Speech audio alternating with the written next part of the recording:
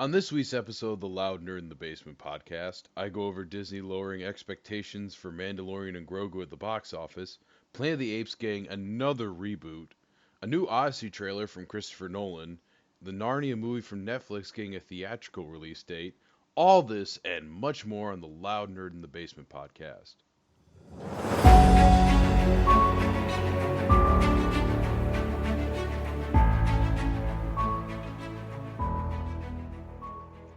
Well, welcome back to another Friday News Roundup edition of the Loud Nerd in the Basement podcast. As always, I'm your host, Adam Zolnai. You can catch this podcast on Apple Podcasts, Spotify, and Substack. So, however you want to listen, those are your options. And thank you, as always, for listening and for your continuing support, whether it's through just reading and listening or becoming a paid member. And if you want to get the full experience by becoming a paid member, you can do that for $6, basically a cup of Starbucks coffee, or $50 a year.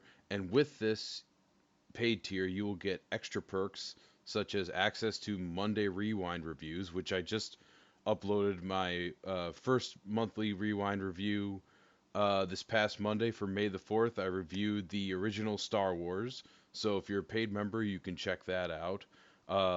Those will come out first Monday of every month, unless there's a spoiler review, in which case it'll get bumped to the next week. But there will be one every month for you. You will also get the spoiler reviews, as I mentioned, for big major blockbusters. So if you want to hear my complete spoilery thoughts on movies like Disclosure Day, Supergirl, Spider-Man Brand New Day, Avengers Doomsday, a lot of days I just realized, then you will just have to upgrade your subscription to become a paid member and you'll get access to those. And also, you'll be able to submit questions that I will answer right here on the podcast. I got one today from our good friend Mr. Hyde that I'll answer after I'm done with the news. But if you want me to answer a question there, or if you want me to review a specific movie for the monthly rewind review, then you can do that as well. I send out a post every Saturday morning for people to submit their questions and their review requests. Now, if I get backed up on review requests, you may have to wait a month or two for your movie to be covered, but it will get done. I can promise you that. So if you would like to support me financially, I would greatly appreciate it.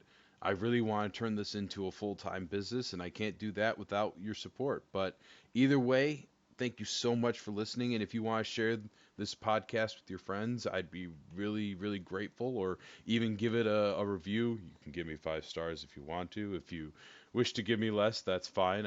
Any star reviews will be great. I really, really appreciate it. But that's really all I've got in terms of announcements. Now let's get on to the news for this week. It was actually kind of light this week. Again, we haven't gotten an official release for the Avengers Doomsday trailer. I imagine that will happen in about 2 weeks when Mandalorian and Grogu releases into theaters. I'm sure Disney's going to put the Avengers Doomsday trailer in front of that to maybe get some more butts in seats, but we'll talk about that in a little bit. First, I wanted to start off with the new trailer for The Odyssey, filmed by Christopher Nolan himself. We got a lot more action, a lot more special effects in this trailer. In, this trailer compared to the teaser that we got a few months ago. It looks great. It looks to be Nolan's biggest movie in terms of scope. It feels like a classic blockbuster. Someone compared it to Jason and the Argonauts, and I have to say it does give off those vibes, but in a good way. We get to see glimpses of the Cyclops in this. We see the whirlpool but we don't see Medusa. So I wonder how that she'll look in the movie. We get a lot of Robert Pattinson and Tom Holland, respectively, where Tom Holland's playing Odysseus' son, who is played by Matt Damon plays Odysseus, and Anne Hathaway plays his wife. We have Robert Pattinson, a potential suitor for Odysseus, saying that Odysseus is dead and gone, and the whole trailer seems to be about Odysseus wanting to get home. They won the war. We see the Trojan horse. We see glimpses of that battle. I'm really excited. I'm sure that's how the movie will open. And again, it already looks beautiful. Just sweeping landscape shots of old Greece. Again, the Cyclops looks scary in the way it should be. It's it's not cheesy. It looks great. It just all of it looks it looks well done. And the biggest controversy that I've seen online about this is the fact that everyone's using American accents. Obviously, Matt Damon is American, so that's usually the accent he goes with in movies. But you even have British people like Robert Pattinson and Tom Holland using American accents.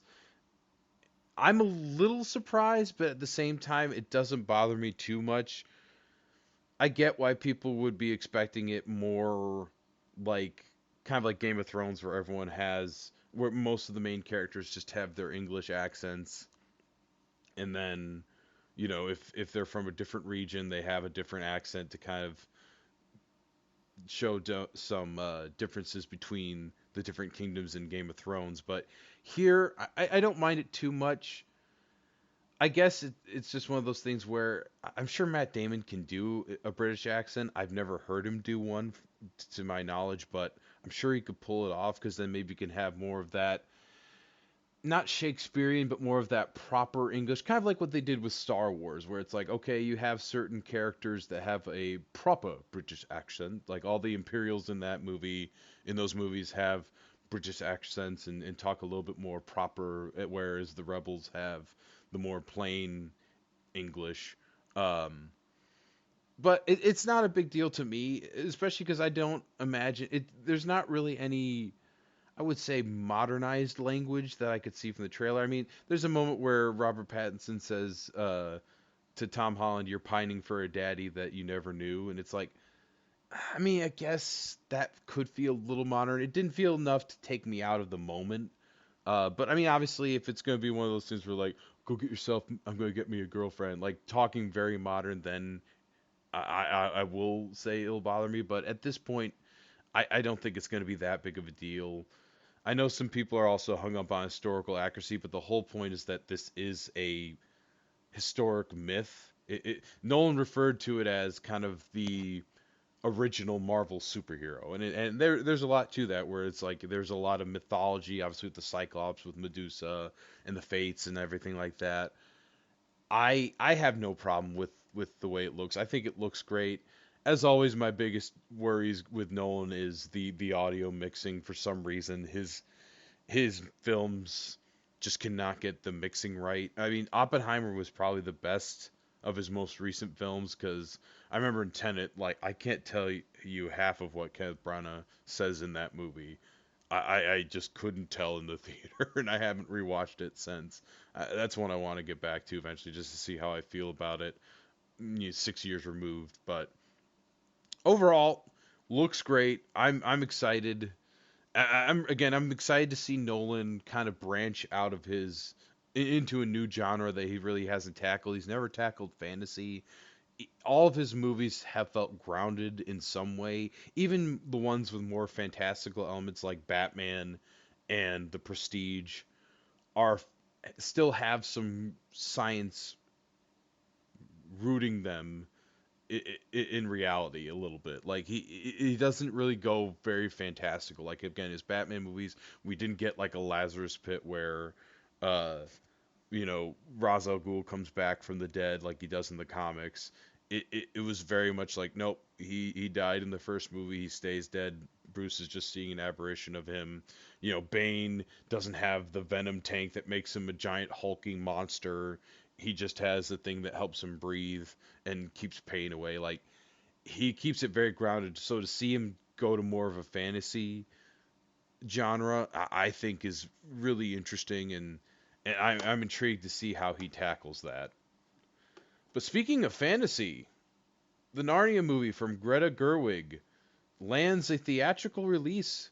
Now, this is a Netflix movie, so it's gonna be on Netflix. Netflix is footing the bill in terms of budget.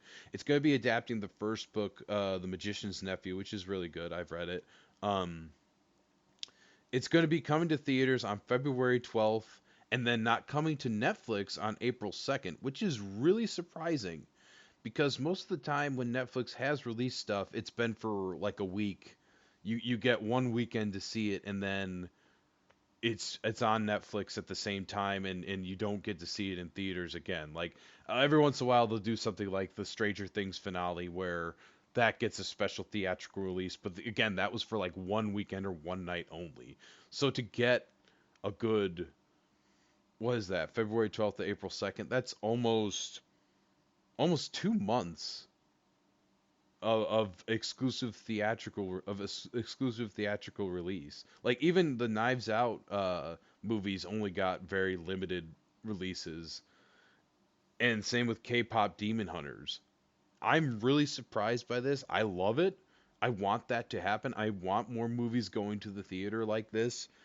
So I'm glad to see that Netflix seems to be sticking to their word of saying, "Hey, we'll be releasing movies in theaters and actually keeping them there for more than 1 week."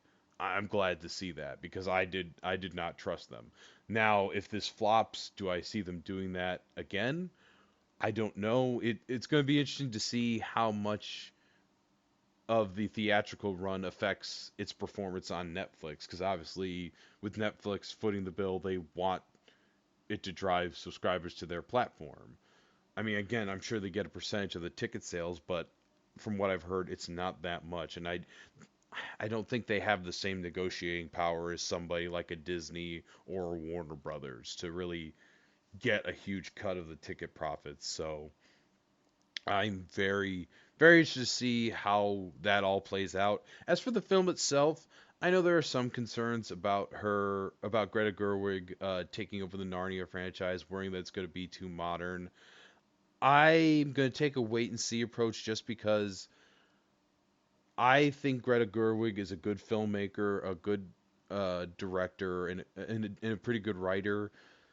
The Barbie movie I felt was okay. Again, I wasn't really the target audience for it, but I didn't find it appalling the way some people did. I mean, again, you have the whole culture war stuff, and I don't really, again, want to get into that garbage. But just taking the film on its own, it wasn't a bad movie. I thought it was fine. Again, for the target audience that it hit really well, obviously, considering it made over $1 billion. And with Narnia, I would hope that she seems, from what I've seen, to have a respect for the source material, and that would be my biggest thing here. Is just I understand if you can't do a one for one, but if you can at least show that you've read the book, that you care about the source material, just like any adaptation, just show me that you care about the thing you're adapting. So as long as she can do that, I'm fine. I'm fine with her directing it. Again, she's not a bad filmmaker at all. So I'm gonna take a wait and see approach before I say, oh, this is a horrible idea. The talent is there. It's just, is the respect for the source material there as well? We'll see when it comes out on February 12th of next year. Moving on, we have a Planet of the Apes reboot announced. It's going to be helmed by Fantastic Four director, First Steps director Matt Shakman. Also has done the Always Sunny in Philadelphia show for the longest time. This is actually surprising. He's working with Josh Friedman, who penned the scripts for Kingdom of the Planet of the Apes, which was the latest one that came out in 2024. I've not seen that one. I enjoyed the reboot trilogy. Was it Rise, Dawn, and War of Planet of the Apes? I thought those were great movies. I didn't hear anything too bad about Kingdom of the Planet of the Apes, and I've been meaning to see it. It's just been one of those things that's kind of just on the back burner. It came out in just a bad time, I think, for when it released. If I remember correctly, there was multiple movies that were releasing around it, so kind of got drowned out. But it's supposed to kickstart the Kingdom of the Planet of the Apes was supposed to kickstart a new trilogy, but it seems to have been thrown out. Idea seems to have been pushed aside, and I don't know how I feel about this. I think this is a bad idea. I mean, even if Kingdom of the Planet of the Apes wasn't the most financially successful movie, I think just continuing that timeline as opposed to rebooting everything, especially because the reboot trilogy didn't end that long ago. Like, War of the Planet of the Apes came out, I think, 2018, 2019. Like, it wasn't that long ago. So to reboot a franchise less than 10 years after the last installment's ridiculous in my opinion. Again, especially with how well those movies were. They were financially, critically, and audience acclaimed. Like everybody liked them and they did well. So I do not understand why you need to do this. I think Matt Shackman's not a bad director. I thought Fantastic Four was fine. I enjoyed it. I think I enjoyed Superman a little bit more. I think my biggest issue with Fantastic Four seems to be that there was a lot cut out for time, and I think that's more of a studio decision than on Shackman himself. So I'm not going to hold that against him. But I just I don't think it's a good idea to reboot this franchise. It's not needed. I think we can just continue with what Kingdom started. And even if you want to ignore that and be like, yeah, that had a thing, we're not continuing that, but we're going to keep it within the timeline. I mean, there's stuff that you could do with that. And from the plot points I heard about Kingdom of the Planet of the Apes was interesting, where you have like an ape trying to get access to old nuclear weapons. Like that's an interesting idea. Like play around with that. Like I mean, we know from the original movies that they do get their hands on nuclear weapons, and the biggest thing about the Planet of the Apes movies has always been that they're kind of a reflection of human society and behavior. And like, there's a lot that you can mine with that still, I think, in that franchise. And to just go all out and reboot it, like, are we going to get like a whole new version of Caesar again? Like, I just don't know why you need to reboot it when you can just say, "Oh, we're just going to keep going on, but this is not going to continue the story from the previous movie." Like, just say that. I mean, maybe that's what they're doing, and they didn't know how to put it into words or what. But it seems like a weird choice to reboot the franchise entirely. It, just with it being not that long ago, and there's still material I think you could mine there with the right writer and director, but we'll see. Again, it could be something where this comes out and they're like, it's a soft reboot. We're not actually like rebooting the whole thing. This is going to connect to the old films. It's just not going to continue the story that we had started in Kingdom. And again, just they used the wrong words, but we'll see. I'm not. I can't say I'm too thrilled about this decision. It's gonna have to. It's gonna take a lot to win me over on this, but we'll see. But speaking of winning over people, hey, I'm getting good at segues. I'm telling you, by episode 10, this is episode 7, I think. Yeah, 7 or 8. I can't count. Again, as always, you don't come to me for math. You come to me for opinions on movie news. So, you know, take that for what you will. But by episode 10, I think I'll have the transitions just nailed down. You'll just be clapping your hands by the end of the episode. But Disney has reportedly lowered their expectations for the Mandalorian and Grogu box office for the opening weekend. This obviously comes out at least here in the U.S. in what is it, 2 weeks? 2 weeks from the time this comes out. So I will be seeing that movie opening weekend, and I will be reviewing it both a spoiler and or a non-spoiler and spoiler review. So you'll get both. Um, just wanted to put that out there, but according to the Hollywood Reporter, Disney estimates placed the movie as debuting to an $80 million box office gross for the 4-day Memorial Day weekend. That's less than half of what Rise of Skywalker made with its box office of 177.3 million. And it looks to be that this could be lower than Solo, or or around or just above. No, lower than Solo, because Solo apparently launched to a $84 million box office. And man, I mean, I can't say that I'm surprised. It is sad considering this is the first Star Wars movie to be released in, what is it, 7 years. But at the same time, I get it. I think as much I enjoyed the first two seasons of Mandalorian and Grogu, but I mean that the ship on this show had sailed by the time this movie came out. This movie is about 4 years too late. It should have come out in like 2022, 2023, instead of giving us season three, which a lot of people, including myself, found to be a disappointment and a step down from the quality of the first two uh, seasons.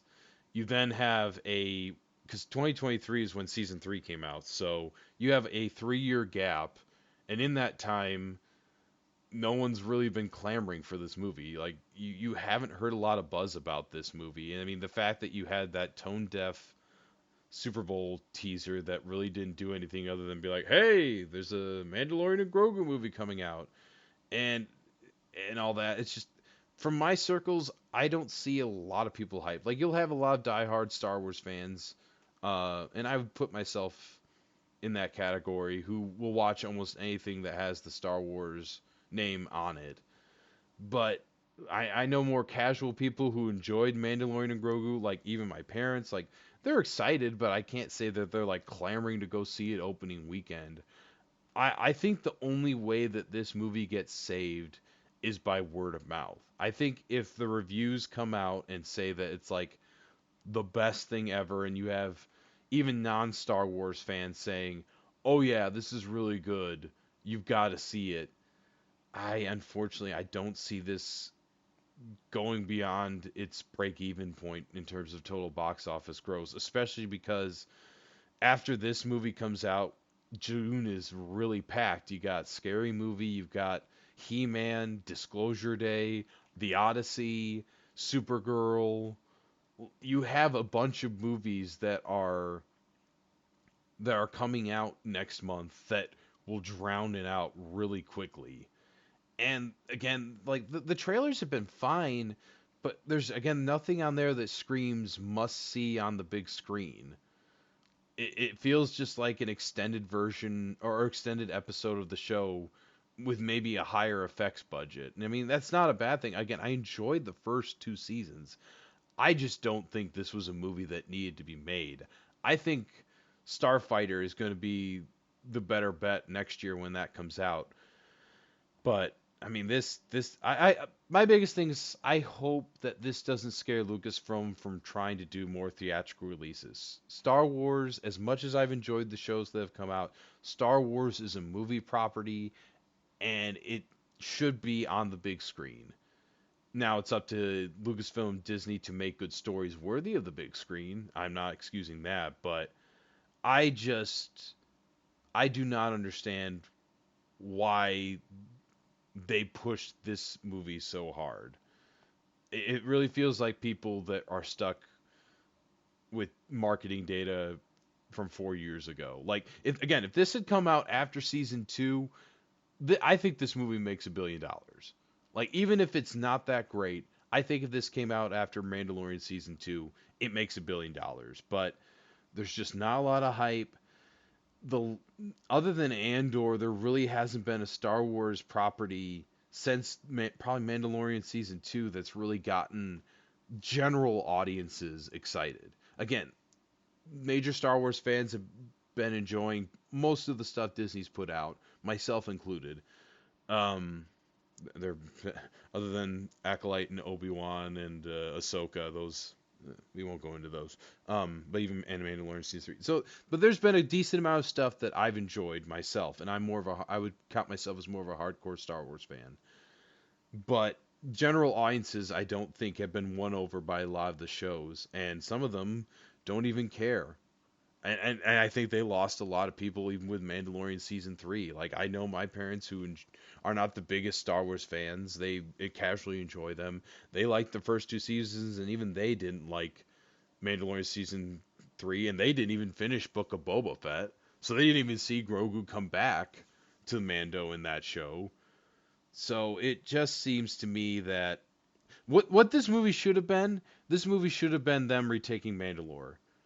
What season 3 tried to do, and I didn't think did it didn't do really well. This movie should have been the Mandalorians taking back Mandalore. Make it a war movie where you have the Mandalorians versus Imperial remnants. That could have been a crazy fun movie, and instead here it's uh, fight AT-AT Walker and save a jacked son of Jabba the Hutt. It just there's not a lot there for general audiences to really latch on to. And again, I think they overestimated how much people still like Baby Yoda Grogu. I don't think he's the marketing thing. The marketing, what's the right word? The marketing blitz that boom that he used to be. I think that's kind of played out. But we'll see. Again, if I'm still excited to see it. I hope that it does well, and I hope again this doesn't. If this bombs, I hope Lucasfilm doesn't immediately just go, well, we're back to TV. We're not doing any more movies. I mean, I think they'll release Starfighter no matter what, since that's I think pretty much done filming. But I will say it is a little concerning that we had May the 4th this past week and there was no announcements for anything. Like, we haven't even heard on Ahsoka Season 2. We haven't heard anything. We didn't get, like, a poster for Starfighter. We didn't get any other announcements for anything. I hope that we get some announcements from them soon and we just get an idea of where Star Wars is going. Because I feel like at this point the silence is kind of worrying at this point. So, but we'll see. Again, we got a couple weeks when this comes out, and it could exceed expectations. I hope it's good, but we'll see. But speaking of the box office and Disney, obviously Disney announced, I think it was 2 weeks ago or last week, a new version of, or their own version of IMAX called Disney Infinity Vision. And they boasted it basically being IMAX, but for Disney movies. And apparently IMAX came back and said, this is from IMAX's Chief Financial Officer, Natasha Fernandez. She said, and I quote, "From our view, we feel it's a marketing play to try and offset the fact that they don't have an IMAX platform or brand for Avengers Doomsday. Marvel fans are among the savvy and most discerning moviegoers out there, and there's a reason why we are the undisputed leader in premium cinema worldwide." Shots fired. Again, I'm not here to go to bat for $1 billion corporation over the other, but I do. This does scream desperation for Disney because the backstory again, if you missed last week, is because Disney's or Avengers Doomsday is coming out the same day as Dune Part 3. Disney was not able to get Avengers Doomsday on any IMAX screens because Dune Part 3 already had an agreement with IMAX to get those screens, and this Infinity Vision really does feel like Disney taking their ball and pouting and going home and being like, we'll make our own IMAX. Meh. I think it's going to be hard to replicate IMAX. I love seeing certain movies in IMAX, especially when they're built for it. I think it does feel like a little bit of desperation by Disney, especially with the fact that that also means you don't get the premium ticket prices for IMAX. Because obviously, if you've ever gotten an IMAX movie ticket, those usually cost about $10 more than what you would pay for a normal movie ticket. And so them not being able to get that extra revenue for Avengers Doomsday, which probably is costing $500 million to make with all the casting and CGI and everything. I imagine it's a very expensive movie, and not having those IMAX screens, I'm sure is worrying them a little bit. And so them trying to create their Infinity Vision to kind of have an excuse to upcharge people. I could definitely see why IMAX is a little perturbed by it. And it does feel like a little bit of desperation by Disney, but I'll be curious to see what the reviews, how people feel about it, because when Avengers Endgame comes out in September for re-release, they are going to be releasing it in Infinity Vision, so people will get their first taste of it. But I mean, it's going to be hard to compete with IMAX unless like they are literally being able to take all the same technology as IMAX and replicate that. But I don't see how you can, because theaters already have a limited number of premium screens available as is, and usually those all belong to IMAX. So I just don't know how you can replicate that other than, hey, we have the movie playing on Ultra 4K, you know, uh, visuals, and we turned up the bass a little bit on the speakers. Like, I don't know how you can replicate that IMAX experience, but we'll see. But moving on to another couple of fun pieces of Marvel news, or interesting, I thought. Uh, as you know, Daredevil Born Again Season 2 wrapped up this week. I enjoyed it. I watched it. I'll have a review for the entirety of season 2 coming out next week, so be on the lookout for that next Wednesday. It's full spoilers for it. I feel with TV shows it's just easier to review them if you just go into full spoilers. So I'm not even going to try to do a spoiler-free, spoiler-filled review. I'll just give you for free the spoiler-filled review for TV shows. But Charlie Cox was on the Happy, Sad, and Confused podcast and was asked about the likelihood of him being in either of the Avengers movies that are coming up. And of course, he's denied that in the past, but he also said he wasn't in Spider-Man, and I think he's going to be in Spider-Man Brand New Day, and he was in No Way Home. So, can't always trust what this man says. But he says, and I quote, Marvel have been kind of clear with me, for now at least, that I'm focusing on the show. That's our focus. That is really the truth. It's one of those things that obviously the fans of the MCU love it when the characters kind of clash. So we'll see. But right now I'm certainly focused on our show. Honestly, I think he's telling the truth here. I just don't see how Daredevil fits in a multiversal battle. He rarely shows up in the comics for big events like this. And so to have, like, at most, I could see him maybe being a cameo in Secret Wars, where it's like one of the battle worlds that they end up doing Battle World, which I think they will, where you have all these different little pocket dimensions that Doctor Doom creates. Maybe you have a Matt Murdock that shows up there and is Charlie Cox being like, "Hey, I'm here too." But like, I don't think we're going to see like Daredevil standing alongside Thor and Steve Rogers and doing battle against Doom bots. I don't see that happening.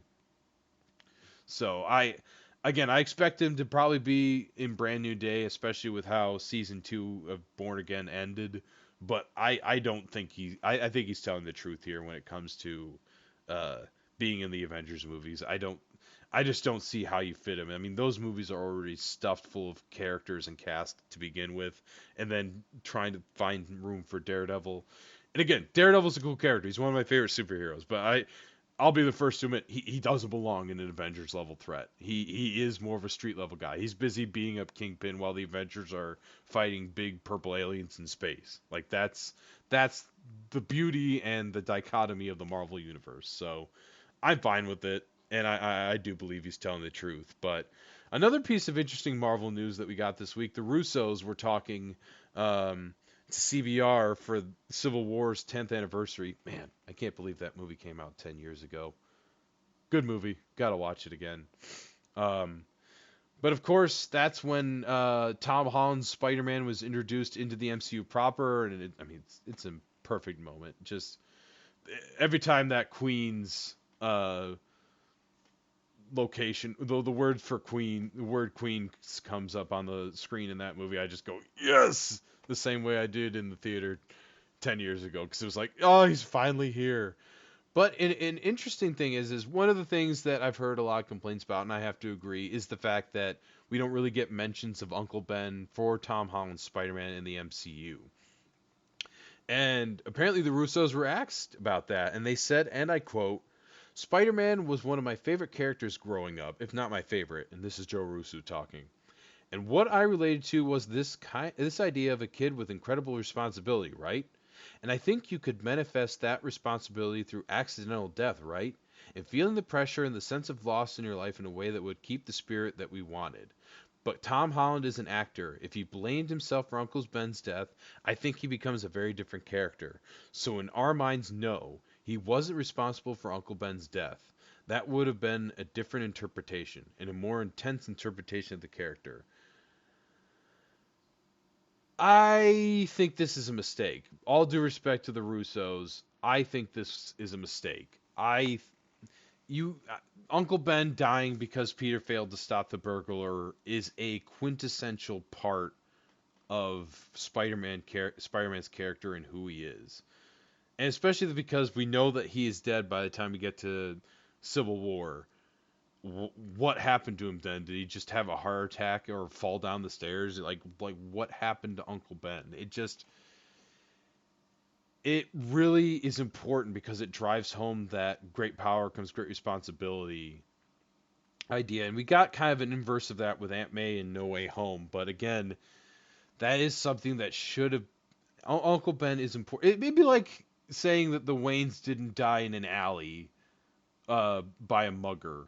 that they just died in a car accident, and then Bruce decided to become Batman and I guess what fight bad drivers all day in Gotham. I don't know. Like it just it's one of those things that's very fundamental to the character, and I think it, with all due respect to them, I think it's a mistake. I think you need to have that moment in Spider-Man's history to really drive home the point with great power comes great responsibility. It doesn't hurt my thoughts and feelings on Tom Holland's Spider-Man. I enjoy it a lot. I'm pumped for Brand New Day, despite some of the plot points they seem to be bringing into it. The other shudder, but I do think this is a misstep. It's just it's too important to the character to just say nah. And maybe again they're saying that now in retrospect, 10 years after the fact. It's just the way Tom Holland gives that speech to Tony in Civil War. It feels like he's saying, when you don't stop things and bad things happen and you could have, whatever. I'm paraphrasing the quote. It's been a while since I've seen that movie. It just, that seems to speak to Uncle Ben's death. It just, what could he else could he possibly be talking about there in that case? It's just, I don't know. Again, this could be just kind of them retconning what their thoughts were and approach was to Spider-Man, but in the end, it's not that big of a deal. I just thought it was kind of interesting that that's their approach for it. Again, not saying that. I mean, I guess I am saying that I fundamentally disagree with them, but I still think their interpretation of Spider-Man was pretty good. I still enjoy it for what it was. But you'll have to let me know what you think in the comments on this podcast. What you think about the Russo's comments and anything I talk about on here in terms of news or all that. But that's all I really have for the news actually, and we'll get into the paid subscriber question from our good friend Mr. Hyde. And again, if you want to submit questions that I answer on here, all you've got to do is sign up to become a paid member. Again, it's $6 a month. That's one cup of coffee at Starbucks. That's all it costs. I'm not asking for you to. I'm less than Disney Plus, Netflix, HBO Max. I'm less than any streaming service. So I'm not asking for a lot, but I do appreciate any and all support that you guys give me. Again, I do this because I love it, and I do it because I know you guys enjoy it. So I appreciate it. But Mr. Hyde asks, what movie did not live up to the hype and was the most disappointing? This is a tough one because there are a few that came to mind. One of the obvious ones that I'll just give an honorable mention to was The Last Jedi. I'm one of those people. I didn't like the direction that Rian Johnson went with The Last Jedi or some of the choices he made in that film. If you like it, that's fine. I'm not here to say whether you're right or wrong. Just I personally disagree with the direction he took, especially with Luke Skywalker. But I won't get into that. But another one that came to mind that I think would be good answer for this was Batman v Superman. I was genuinely interested and excited for that movie. I didn't I enjoyed Man of Steel. I don't think it's the best version of Superman. I don't I think it's good as Zack Snyder's version of Superman and as a one-off graphic novel come to screen kind of a thing. I didn't think it was a good universe starter. Batman v Superman, the trailers got me from what I remember. I was excited. I wasn't too keen on how Lex Luthor was being portrayed in those trailers, but I had hope that maybe that was a facade and we would see a more comic accurate version of Lex come to life in the actual movie. And I was excited to see Wonder Woman come to screen. All that being said, that movie was such a letdown. Like when I came out of the theater, like my friend always jokes about how he was sitting next to me with his girlfriend at the time, and when Lex Luthor came on screen, that apparently I slouched in my chair in the theater and audibly sighed loud enough for him to hear me. And it's just there was potential in that movie. It had a lot in it, and I just, again, do not think Zack Snyder understands the DC characters.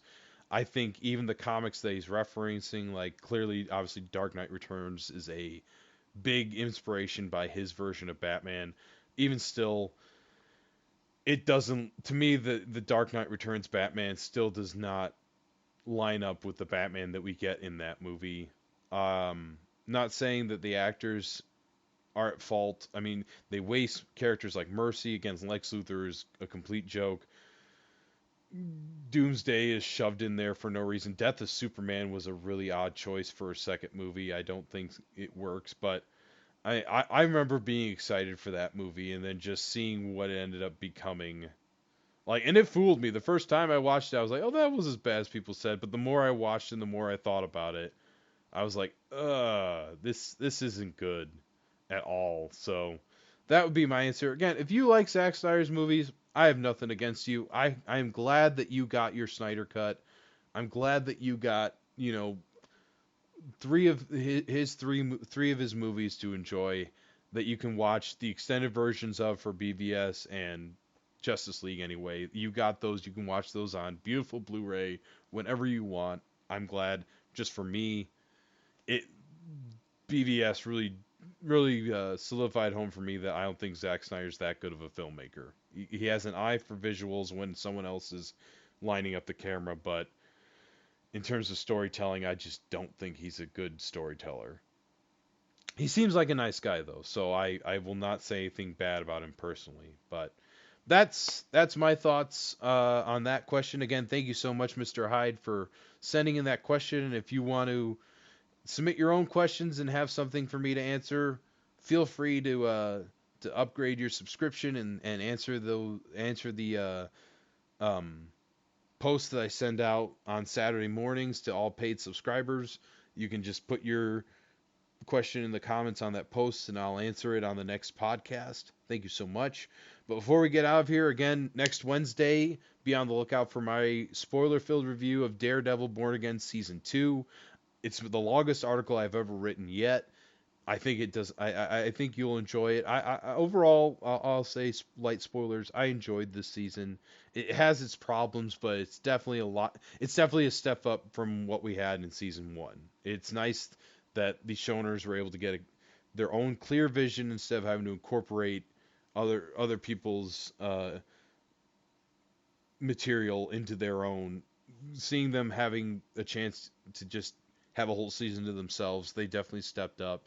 Still not perfect, but overall an enjoyable experience, and I can't wait for season 3.